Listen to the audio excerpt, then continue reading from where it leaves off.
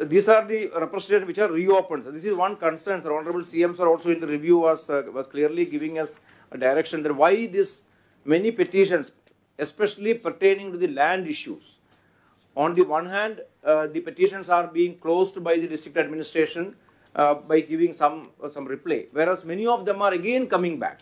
So the same people are coming back and filing representations saying that my issue is still not solved. So this is a concern which is there, which I think collectors will have to clearly look into it and find solutions for that.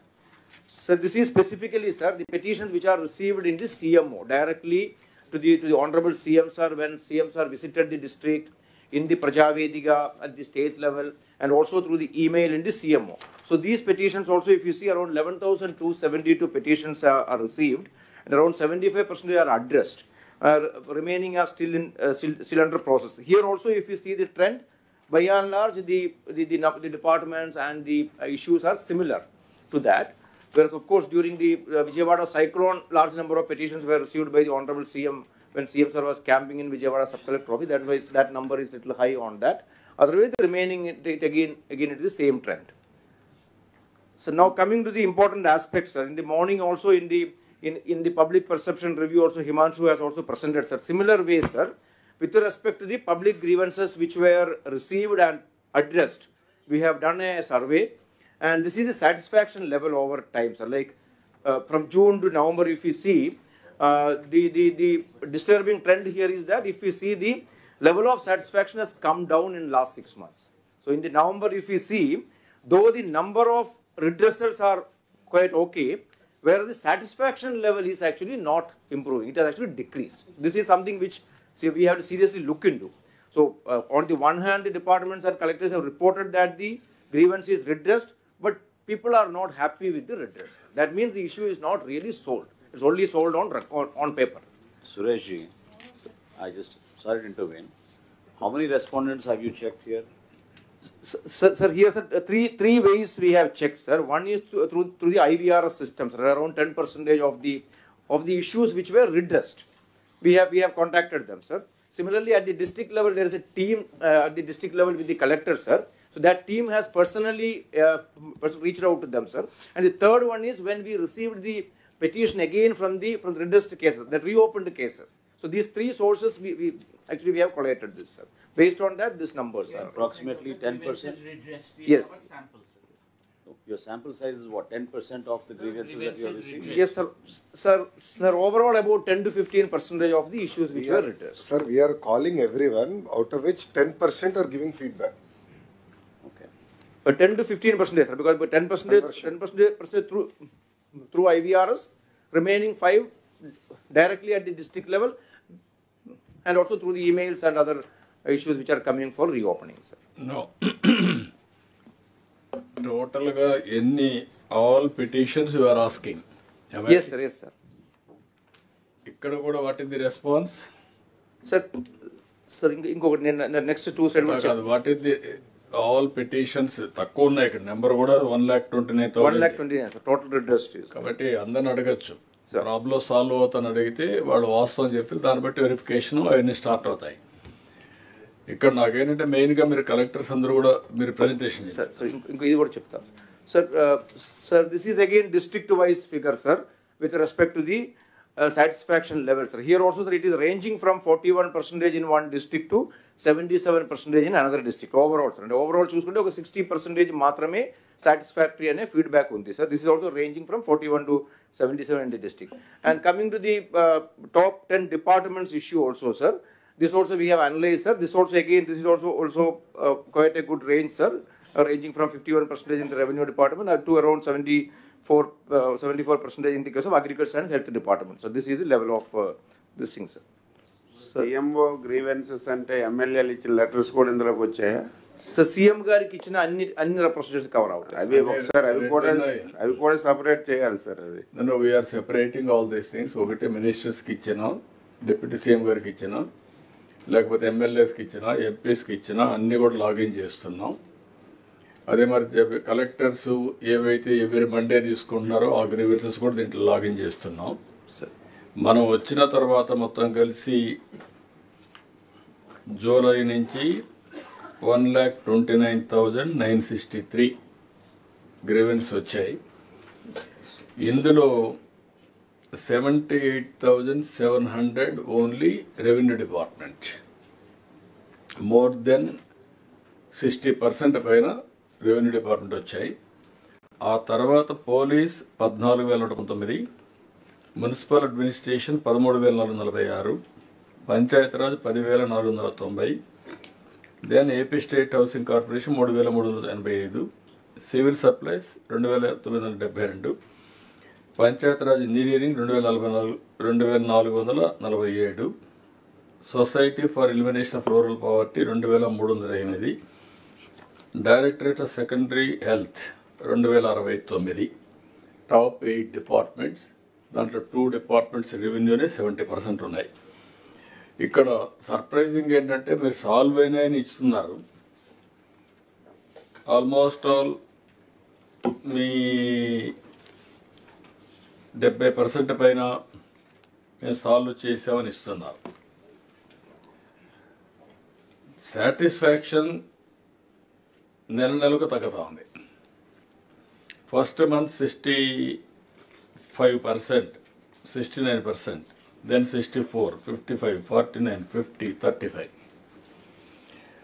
That means attempt చేసినట్టు చేసి right solution మీరు ఇవ్వడం లేదు. That is where mismatch. Public ఎక్స్పెక్టేషన్కి మనం వాళ్ళ సమస్యను పరిష్కారం చేయడానికి రెంట్కి కూడా మిస్ మ్యాచ్ వచ్చినప్పుడు డిస్సాటిస్ఫాక్షన్ వస్తుంది. ఆఫ్టర్ సమ్ టైం మిస్ట్రస్ట్ వస్తుంది, అంటే గవర్నమెంట్ పైన నమ్మకం పోతుంది. ఆమె ఇట్నే మాట్లాడతారు, ఏది చేయరు అనేది అక్కడి నుంచి స్టార్ట్ అవుతుంది. మూడోది ఏంటంటే ఇక్కడ రిపీటెడ్గా అన్సాల్వబుల్ ప్రాబ్లమ్స్ కూడా తీసుకొస్తారు. ఇద్దరు బ్రదర్స్ మధ్యలో గొడవలు ఉంటే ఆ ల్యాండ్ పెట్టుకొని రావడం, లేదు ఫారెస్ట్ ల్యాండ్ అన్అబ్జెక్షనబుల్ ల్యాండ్ ఉంటే పట్టా ఇమ్మనడం, ఇలాంటివి కూడా ఉన్నాయి. అంటే జెన్యున్ ప్రాబ్లమ్స్ ఉన్నాయి, జెన్యున్ కానట్టు కూడా ఉన్నాయి. ఇక్కడ మీరు పరిష్కారం చేసే సమయంలో మీరు పర్సనల్గా కరెక్ట్గా అనలైజ్ చేసి ఇది సమస్య పరిష్కారం కాదు అనుకుంటే ఎందుకు కాదు యూ హ్యావ్ టు రికార్డ్. ఆ ఇన్ఫర్మేషన్ కంప్యూటర్లో ఉంటే ఎవరు వచ్చినా అదే ఉంటుంది. అట్లని చెప్పి జస్టిఫికేషన్ తీసుకోవడం కాదు. హ్యూమన్ యాంగిల్లో మీరు పరిష్కారం చేయగలిగినంత వరకు చేసిన తర్వాత ఇది కాదు అని కన్క్లూషన్కి వచ్చినప్పుడు రికార్డ్ చేసి వాళ్ళ ఎనర్జీ వేస్ట్ కాకుండా will guide them alternative approach. ఇప్పుడు కోర్టులో ఉంది, మనకు ఒకసారి అనిపిస్తుంది ఇది రైట్, పాపం వీడికి అన్యాయం జరిగిందనిపిస్తుంది, వీడు బలహీనుడు ఉంటాడు. అలాంటి బలహీనుడు ఉన్నప్పుడు మనం చేయగలిగేది అతన్ని ఆ కేసు మీద మన గవర్నమెంట్ అడ్వకేట్స్ని పెట్టి మనం లీగల్ అసిస్టెన్స్ ఇచ్చి ఫైట్ చేయడం. That type of human approach తీసుకోవడం ఒకటి. రెండోది కన్విన్సింగ్గా వాళ్ళని రెక్లెస్గా మాట్లాడకుండా వేరియస్ కారణాల వల్ల వాళ్ళు చేసినప్పుడు కొంత కౌన్సిలింగ్ చేయాలి. కన్విన్సింగ్గా కౌన్సిలింగ్ చేసి పంపిస్తే సెట్ అవుతారు, లిటిగేషన్ తగ్గుతుంది. ఆ అప్రోచ్ ఒకటి తీసుకోవాలి. లేకపోతే ఇప్పటికే నా లెక్క ప్రకారం ఇంత డిస్సాటిస్ఫాక్షన్ అంటే సాటిస్ఫాక్షన్ లెవెల్ తగ్గుతా వచ్చిందంటే కారణం మనం రిడ్రెస్ కూడా క్వాలిటీ రిడ్రెస్ రాలేదు. ఇటీవల నేను ప్రధానమంత్రిని కలిసినప్పుడు ఈ రేజ్ దిస్ పాయింట్. ఆంధ్రప్రదేశ్లో మేము పంపిస్తున్నాం, మేము కూడా మానిటరింగ్ చేస్తున్నాం. మీ quality of disposal is not up accurate or up to the mark. Why can't you correct it? కాబట్టి మీరు కూడా all collectors same thing I'm telling you, quality of disposal is very very important. దీనిపైన ఒక mechanism మీరు establish చేసి financial ఉంటే financial tag చేద్దాం. పంచాయతీరాజ్ ఉంటే పంచాయతీరాజ్లో రూరల్ డెవలప్మెంట్ ఆర్ ఇంజనీరింగ్ అయితే ఇంజనీరింగ్, లేకపోతే irrigation or some other department will tag. అది వచ్చినప్పుడు చేద్దాం. కానీ మిగిలినటి మాత్రం మీరు you have to non financial no negotiation unless it is unsolvable. Record it. That is only the way from now onwards. రెండోది, కొన్ని మీరు కనీసం ఒక 10% ఫోన్లో మాట్లాడడం కానీ మీరు పర్సనల్గా వెళ్ళి ఒకసారి మీరు ఫస్ట్ హ్యాండ్ ఇన్ఫర్మేషన్ కన్విన్స్ కావాలి as collectors certain percentage. Then you will have an idea what is the quality disposal of your grievances. ఈ రెండు ఎక్సర్సైజ్ చేయండి. ఎట్టి పరిస్థితుల్లో I'm taking it seriously. Credibility government enhance కావాలంటే క్వాలిటేటివ్ డిస్పోజల్ ఉండాలి. ఎట్టి పరిస్థితులు ఇది చేయాల్సిన అవసరం ఉంది. దీన్ని ఏ విధంగా వర్కౌట్ చేస్తారో మీరు వర్కౌట్ చేసి, అది కాకుండా మీరు కలెక్టర్లు నా దగ్గర నుంచి వచ్చినట్టుగా కాకుండా అన్ని కూడా రివ్యూ చేయడం. రెండోది పొలిటికల్ గవర్నెన్స్ అంటున్నాం. It is a democracy. Democracy, what is democracy? మమ్మల్ని మ్యాండేట్ ఇచ్చి పంపించారు. వచ్చినప్పుడు మేము ప్రజల్లో ఆ నమ్మకాన్ని కల్పించి మళ్ళా మేము ఎలక్షన్కి వెళ్ళాలి. That is the beauty of democracy. మీరు కూడా ఇది వీలో పెట్టుకొని ప్రజాప్రతినిధులు వచ్చినప్పుడు, దట్టు రూలింగ్ పార్టీ ఎన్డీఏ వచ్చినప్పుడు, you have to honour their commitments. ఒక హామీ ఇచ్చేద్దాం, మీ ప్రాబ్లమ్స్ అని సాల్వ్ చేస్తా అన్నాం. వాళ్ళకు కూడా ఎక్స్పెక్టేషన్ రూలింగ్ పార్టీ పైన ఎక్కువ ఉంటుంది.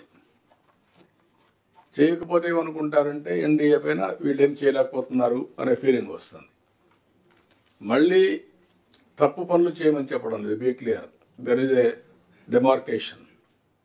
Government policy is very clearly. ఎక్సైజ్లో ఇన్వాల్వ్ అయ్యారు, శాండ్లో ఇన్వాల్వ్ అయ్యారు, ఇంకోటి ఇన్వాల్వ్ అయ్యారు, అవన్నీ చేయన్నాం.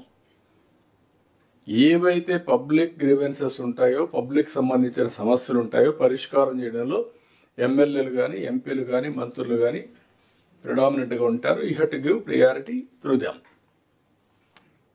చెడ్డ పేరు చెప్పాలంటే మీరు కూడా చెప్పండి క్లియర్గా. Government is very clear sir, CM is very clear, it is transparent, we cannot help it. ఇది మీకు క్లారిటీ ఉండాలి.